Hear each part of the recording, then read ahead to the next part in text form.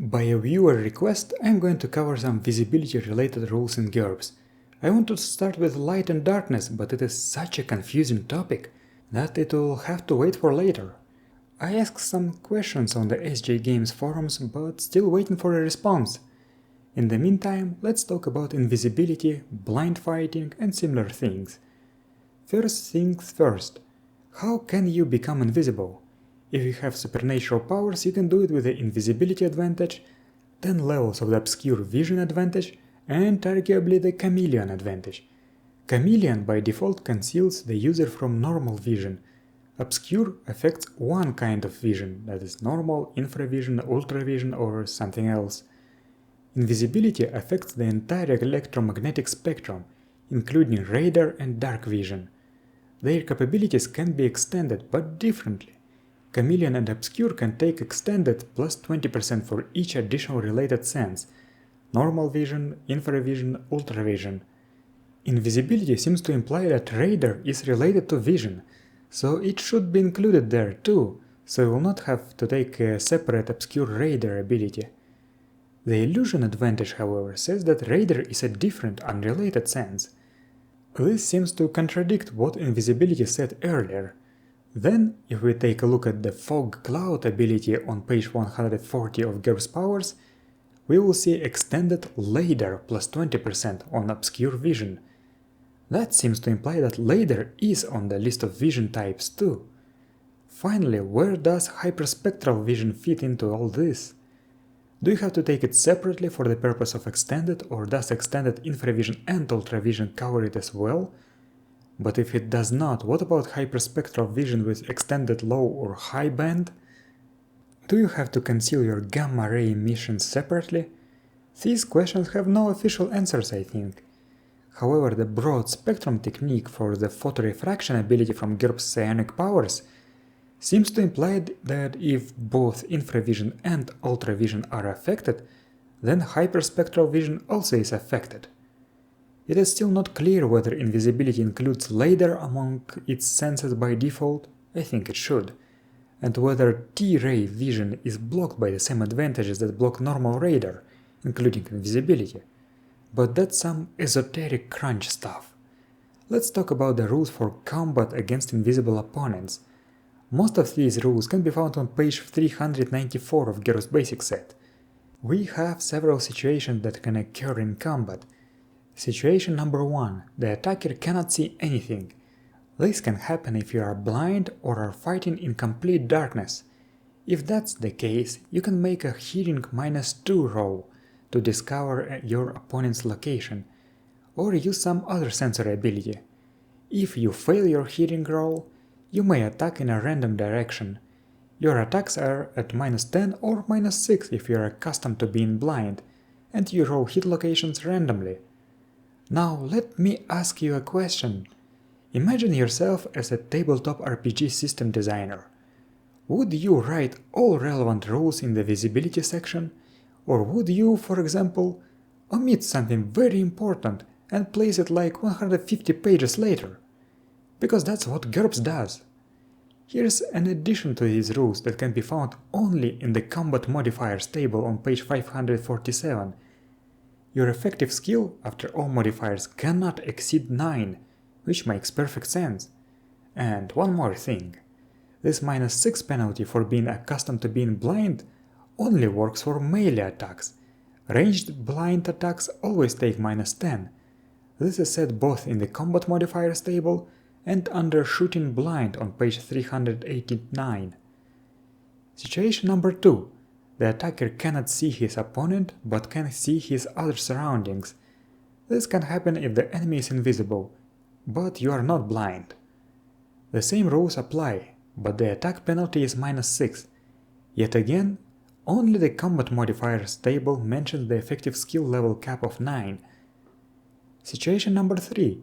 The attacker cannot see his opponent, but knows his location for sure. This can happen if the enemy is in a single smoke-filled hex or something similar. Use the rules above, but no hearing roll is required, and the attack penalty is only -4. Yet again the skill cap of 9 applies here. But wait a second. Let's take a closer look at the ranged combat modifiers table. If the target is completely invisible, you attack at -10. If you cannot see your foe, you attack at -6. What's the difference? I believe that this is a mistake, and ranged attacks against invisible targets should always be at -10. It doesn't make any sense otherwise. Situation number 4. The defender cannot see his attacker.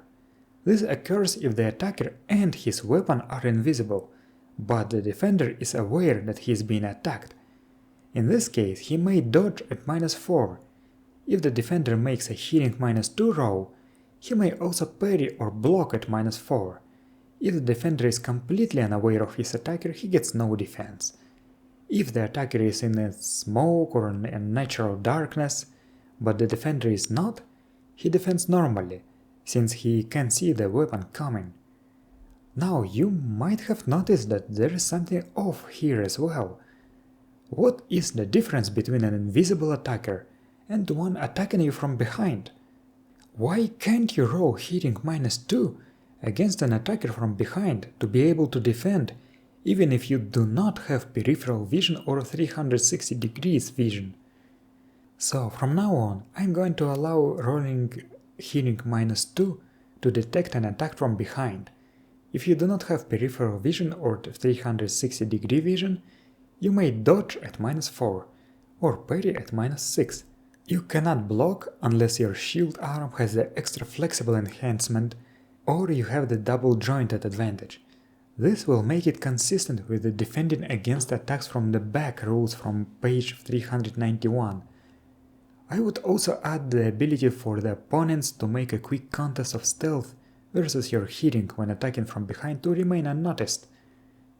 Let's explore some more specific cases that are not covered in the basic set. For example, what if you can see the attacker but his weapon is invisible? GURPS Power-Ups 1 Invisibility has a stealthy attack skill. It doesn't really say much aside from giving a penalty to perception to notice the attack. However, the transparent blade technique on page 19 of Pyramid 369, nice, that makes a sword invisible, says that noticing the blade requires perception -6 modified by range. Failure to detect the weapon means that the first attack cannot be defended against, but thereafter it can be defended against at -4. But what about the attacker? It's probably awkward to attack using an invisible weapon. I would apply a -2 penalty that is negated like a familiarity penalty. Aside from combat, we have some non-combat tasks that can be affected by total darkness or invisibility. For example, what if you are a mounted knight and your mount is invisible? What if you are driving an invisible motorcycle? In this case, I suggest applying a -5 penalty, based on the work by touch technique for the lockpicking skill. What if you and your attacker are up to your waist in supernatural darkness? Then you should be able to attack everything about the waist at no penalty, but anything below the belt will be treated as if you knew the exact location of an invisible opponent. Likewise, punches, sword swings, and other such attacks would work normally, but a kick that targets a leg or foot would count as an invisible attack, right? Finally, let's talk about the blind fighting skill from page 180. This is a cinematic skill that lets you fight blind or against invisible opponents better. A successful roll lets you make one attack or active defense without any penalties for lighting, blindness, or invisibility. However, you're at -2 to target specific hit locations in total darkness against invisible opponents or while blind. An opponent who knows that you have this skill may roll a quick contest of stealth -4 versus your blind fighting each turn to foil your skill. This skill is also penalized by background noise, and you should apply similar penalties for all the aforementioned hearing rolls. Battlefields are rarely quiet. This also will make the parabolic hearing advantage much more useful, as you know it's usually considered overpriced compared to acute hearing. But it actually, unlike acute hearing, can negate penalties for background noise. So that's all I have for now, but there is more to come. if I get some answers on SJ Game forums. So thank you for watching, I will see you next time.